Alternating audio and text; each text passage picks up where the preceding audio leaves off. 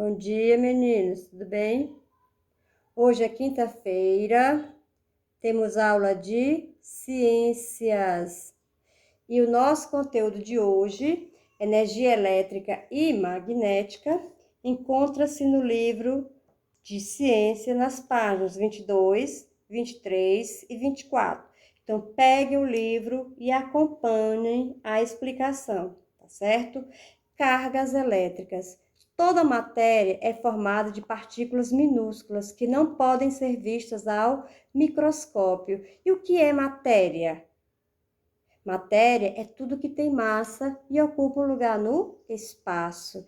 Então, esse lápis que eu estou segurando é matéria, esse livro que eu tenho aqui é matéria, a bola que os meninos brincam é matéria, a boneca das meninas é matéria, o calçado que nós usamos é matéria. Então, tudo é matéria. E esta matéria é formada por partículas minúsculas que nós não conseguimos ver nem mesmo com o microscópio. O que é o microscópio? Microscópio é um aparelho que aumenta milhões de vezes uma imagem.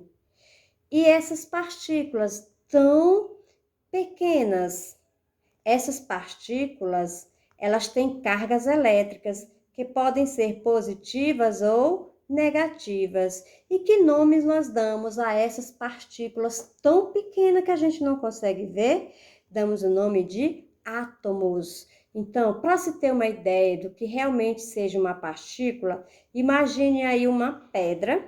Agora, quebre essa pedra até você não conseguir ver nem os farelos que ficaram. Então, esses farelos que nós não conseguimos ver é o que nós chamamos de átomo. São essas partículas minúsculas que constituem a matéria. E todas essas partículas que nós não conseguimos ver têm cargas elétricas que podem ser positivas ou negativas. Todos os corpos, ou seja, toda a matéria, ela tem certa quantidade de cargas elétricas, mas a quantidade de cargas positivas e negativas são iguais e distribuídas de maneira uniforme na maior parte do tempo, ou seja, toda matéria, ela possui cargas positivas e cargas elétricas negativas iguais e distribuídas de maneira uniforme, de uma única maneira. Dessa maneira, é difícil perceber a eletricidade. Quando há diferença de cargas positivas e negativas, podemos notar a presença de eletricidade nos objetos. Então, aqui a gente percebe claramente a presença da eletricidade quando a gente vê aqui na imagem o cabelinho da menina levantado. E isso acontece por quê? Porque os balões, eles estão eletrizados.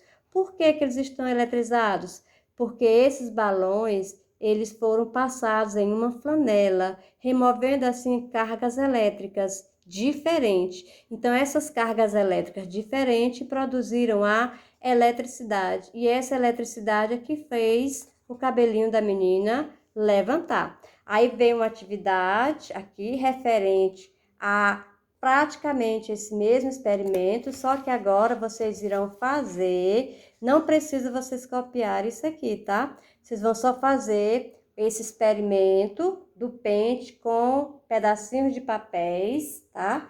E vão dizer o que foi que ocorreu. É o mesmo processo aqui, ó, tá? Continuando, energia elétrica.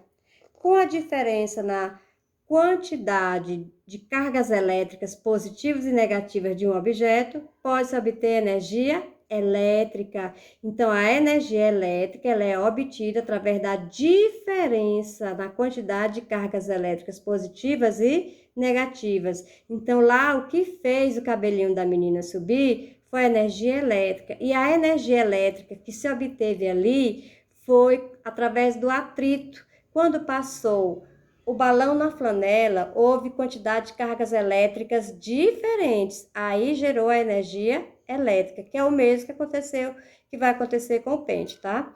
A energia elétrica é a principal fonte de energia utilizada no mundo. Equipamentos como computador, televisão, chuveiro elétrico, geladeira, aquecedor elétrico funcionam com energia elétrica. De forma geral, esse tipo de energia que utilizamos em casa é gerado em usinas. As pilhas e baterias são geradores de energia importantes, pois permitem utilizar equipamentos em locais onde não existe a rede de distribuição de energia elétrica. Então, onde não há a distribuição de energia elétrica, é possível que a gente use as pilhas e baterias nos objetos. Por quê? Porque eles são objetos que foram criados de maneira a produzir a sua própria energia. Aí aqui nós temos nas usinas hidrelétricas, a água movimenta as turbinas que geram energia elétrica. Então aqui é a imagem, uma foto da usina hidrelétrica de Xingó e da barragem que represa a água do Rio São Francisco, no município de Piranhas, no estado do Alagoas, aqui no Nordeste, tá? Aí você vai ler esse quadrinho aqui e vai responder as alternativas A e B. Não é necessário copiar o que está dentro do quadro, você copia o enunciado e as alternativas respondam. E para fechar, vamos agora para o circuito elétrico. Quando ligamos os aparelhos elétricos à rede elétrica ou a uma pilha, permitimos que cargas elétricas se movimentem através dos fios. Quando ligamos a televisão, este contato, esse momento em que você liga a televisão, faz com que as cargas elétricas se movimentem através dos fios e isso faz com que a imagem e o som apareçam. Esse movimento das cargas formam a corrente elétrica. É a passagem da corrente elétrica pelos componentes internos de um aparelho que faz com que ele funcione. Ou seja, ligou o aparelho de televisão na tomada. Esse contato do fio com a tomada vai passar uma corrente elétrica através dos fios e essa corrente elétrica que vai fazer com que sua televisão funcione, com que apareça o som e a imagem. Mas para que haja corrente elétrica e os aparelhos funcionem, todos os componentes devem estar conectados sem interrupções, formando um circuito elétrico. Vocês já ouviram falar em situações que diz assim, tá tendo mau contato? Mau contato é quando há uma interrupção, é quando tem alguma coisa que não está perfeitamente funcionando, havendo assim uma interrupção. Se há uma interrupção, não há um circuito elétrico. Aí vocês vão observar essas imagens, componentes de um circuito elétrico, onde a pilha é o gerador, que a pilha ela produz a própria energia, né? O fio é o condutor, que é quem vai levar a energia até a lâmpada. E os aparelhos, como lâmpadas, usam energia elétrica para o seu funcionamento. A passagem da corrente elétrica por um circuito depende de ele estar aberto ou fechado. Aqui nós temos a imagem da lâmpada, ou melhor, da pilha, novamente. Temos o interruptor e uma lâmpada acesa. Esse interruptor, ele está fechado, por isso há a passagem da corrente elétrica, fazendo com que a lâmpada fique acesa.